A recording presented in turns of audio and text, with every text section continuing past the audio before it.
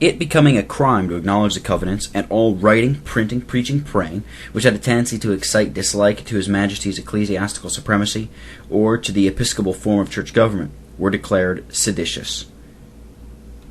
For England's shame, O sister realm, from wood, mountain, and moor, and crowded street, where lie the headless martyrs of the covenant, slain by compatriot Protestants that draw from councils senseless as intolerant their warrant, bodies fall by wild sword law.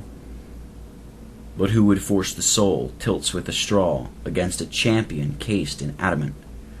Wordsworth. Christians, for their conscientious adherence to Christ's crown and covenant and unwavering opposition to the absolute power in church and state, were driven from their homes, to herd with the beasts of the field, harassed by spies and informers, suffered in their religion and liberty, person and property, and, besides, were denied the means of all legal redress. Pastor and people, peer and peasant, male and female, young and old, were indiscriminately harassed, fined, starved, imprisoned, hanged, drowned, banished, and beheaded. Often buried like felons, or denied the rites of sepulchre, quartered, and their heads and palms of their hands set upon some conspicuous place for the purposes of intimidation and disgrace, while their bones were left to bleach on the tops of the mountains. A standing army was kept up to suppress the preaching of the gospel in the fields and to force prelacy and the supremacy upon a reluctant and reclaiming people. Their substance was drained by fines, or eaten up by soldiers. The jails were full, if many of the churches were empty. The stroke fell heavy upon the conscientious and manly assertors of Christ's supremacy, but they chose rather to suffer than sin. It was so near the heart of the Scottish martyrs that they began seriously to doubt the propriety of longer acknowledging the man as their lawful sovereign who had rendered the supremacy one of the inherent prerogatives of his crown. This was not the only reason for declining his authority, but it was perhaps the principal. As to the causes of my suffering, said the intrepid, conscientious, and venerable Cargill in his last speech from the scaffold, the chief is not acknowledging the present authority as it is established in the Supremacy and Explanatory Act. This is the magistracy I have rejected, that which is invested with Christ's power. Seeing that power taken from Christ, which is his glory, and made the essential of an earthly crown, seemed to me as if one were wearing my husband's garments after he had killed him. There is no distinction we can make that can free the conscience of the acknowledger from being a partaker of this sacrilegious robbing of God, but it is but to cheat our consciences to acknowledge the civil power, for it is not civil power only that is made of the essence of the crown. And here a footnote. That from the Cloud of Witnesses, Glasgow, 1836. Females in those times of blood were not ashamed to acknowledge their Lord, nor backward to suffer for his crown. With firm and intrepid step they ascended the scaffold, uttered their dying testimonies, sung sweetly the praise of heaven, despite the din of drums and cavalry, and rather than see the crown torn from the head of their Redeemer, laid their own heads upon the block. Witness the language and deportment of Isabel Allison and Marion Harvey in their last moments. Said the former, quote, I declined to their authority and told them that they had declared war against Christ and usurped his prerogatives, and so carried the sword against him, and not for him. I think none can own them unless they disown Jesus Christ. Let enemies and pretended friends say what they will. I would have my life on no easier terms than denying of Christ's kingly office. Thus I lay down my life for owning and adhering to Jesus Christ, and his being a free king in his own house, unquote. Said Marion Harvey, respecting the cause of her death, quote, it is for adhering to the truths of Jesus Christ and avowing him to be the king in Zion and head of his church, and the testimony against the ungodly laws of men and the robbing Christ of his rights and usurping his royal prerogative, which I durst not but testify against, unquote. Footnote, that from the Cloud of Witnesses for the royal prerogative of Christ. Wives, too, during this reign of terror, rather than see their husbands betray the church's only head and husband, beheld them shot before their eyes, and after the savage soldiery had withdrawn, carefully gathered up their shattered remains, wrapped them in their winding sheet, and then sat down and bedewed them with their tears, with their fatherless children around them. Who has not paused above the martyr name, the best and brightest on the roll of fame, and felt his soul with thrilling rapture glow, yet grief's sad tear dissolved his heart in woe?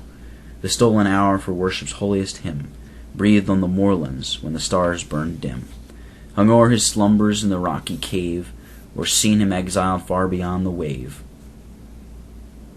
has heard the stirring watchword of the fight, Christ and his crown, our country and our right. Here a footnote, Covenanters and Other Poems. So near the hearts of the persecuted wanderers was the headship of Christ, that it was practically blazoned upon their banners, interwoven with their dying testimonies, and afterwards inscribed upon their grey gravestones, erected in the solitary wild to mark the hallowed spot where they fell. The very country was laid under martial law, and soldiers received a running commission to shoot these cowering or fleeing sufferers like the wild fowl of heaven. Thus Scotland was turned into a hunting field, while worthless curates, mitred bishops, crouching minions, and political bigots were hounding on a ruffian soldiery to the game of blood. There were still, however, some to struggle and suffer, rather than acknowledge either a profligate or a papist as the head of their church, or accept of that as a favor which they were entitled to demand as a right. At last heaven smiled upon the hallowed struggles of these noble heroes of the covenant. Their piety and patriotism, their principle and privations, their constancy in torture and in death, made a deep impression upon the public mind, excited extensive sympathy, and a secret feeling of resistance. At last the gasping popish usurper of the supremacy over a Protestant church was hurled from the throne. And here a footnote. Specimens of the use which poets have made of the noble struggles of the men of their country in behalf of the civil and religious liberties of their country. Thy persecuted children Scotia foiled, a tyrant's and bigot's bloody laws, there leaning on his spear, one of the array, whose gleam in former days hath scattered the rose, on England's banner, and had powerless struck the infatuate monarch and his wavering host. The lyre veteran heard the word of God, by Cameron thundered, or by Renwick poured, in gentle stream then rose the song, and loud acclaim of praise the wheeling plover seized. Her plaint the solitary place was glad, and on the distant cairns the watcher's ear caught doubtfully at times the breeze-born note, but years more gloomy followed, and no more the assembled people dared in face of day to worship God, or even at the dead of night, save when the wintry storm raved fierce, and thunder peals compelled the men of blood to couch within their dens. Then dauntlessly the scattered few would meet in some deep dell, by rocks or canopied, to hear the voice, their faithful pastor's voice.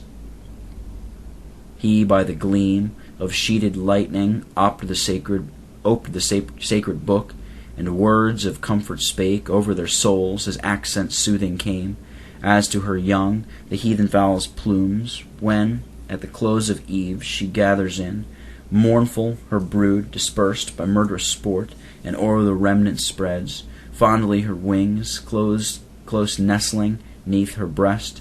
They cherished cower amid the purple blooms. Graham's Sabbath. The life and death of martyrs who sustained, with will inflexible, those fearful pangs, triumphantly displayed in records left of persecution and the covenant, times whose echo rings through Scotland to this hour. Wordsworth. Eternal hope, with bright prophetic eye, pierced the dark shades that round the future lie, beheld the cloud of suffering passed away, and Scotland smile beneath a happier day. Religion, freedom, wave the olive wand, walk undisturbed and smiling through the land. The fruitful harvest of their sufferings rise, in peace and love beneath congenial skies. A grateful country and approving heaven glowed on the twilight of life's stormy even. A respite came in the memorable Revolution of 1688. The old men, however, who had seen or heard of the glory of the first national temple, wept when they beheld that of the new erection so far inferior. The genuine representatives of the martyrs stood sighing and moaning without, wrestling and praying, unheeded and unheard, beside the torn banners of the covenant, bewailing the tarnished lustre of Christ's crown in Scotland, and the continued usurpation of it in England, as the hoary-headed Jew stood leaning over the top of his staff and praying in the valley of Jehoshaphat that the Lord would return to Jerusalem, the city of his father's sepulchres, and render it a meet habitation for the advent of Messiah the Prince. So they stood weeping and praying as they wept, that the Redeemer would again return and wear his crown in its untarnished luster in the land of their father's blood. Arise, arise, O Lord. Lift up thy feet, and do not tarry. Remember all the ills thy foes have done within thy sanctuary. Come, then, and added to thy many crowns, receive yet one, the crown of all the earth. Thou who alone art worthy, it was thine by ancient covenant ere nature's birth, and thou hast made it thine by purchase since, and overpaid its value with thy blood.